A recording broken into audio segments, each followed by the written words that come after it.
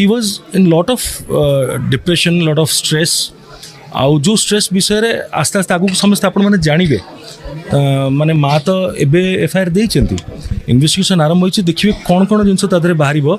And आपण माने जो धारा रे से एफआईआर पढ़ी की भी बुझी की जो जिंस आगु नौचन ना बढ़िया करूचंती आगे। It is a huge and big story and lot of hidden secrets are there, माने हिडन थिंग्स जोटा बाहर को निहाती आसीबा दरकार। ह्यूमन कर आत्मा को शांति मिलवा दरकार, आम मानकर आत्मा को शांति मिलवा दरकार। बहुत किसी लुचिक आसी से पिला पछरे, से हसुला, गाउला, समस्त सहित मिशुला, किंतु ता भीतर कष्ट, ता भीतर जो वेदना से कही पारलानी कथा नु आज्ञा। ताको कहिबार सुजोग केही दे पार नांती, ताको केही से विषय पचारि भी नांती। कारण गोटे कलाकार जी आर्टिस्ट स्पेसिफिकली से माने कहि पारंती नाही। आउ जो मन को एते भल पाइबा मिलि था ना, से माने सहज रे साहस करि पारंतनी कहिया पई की।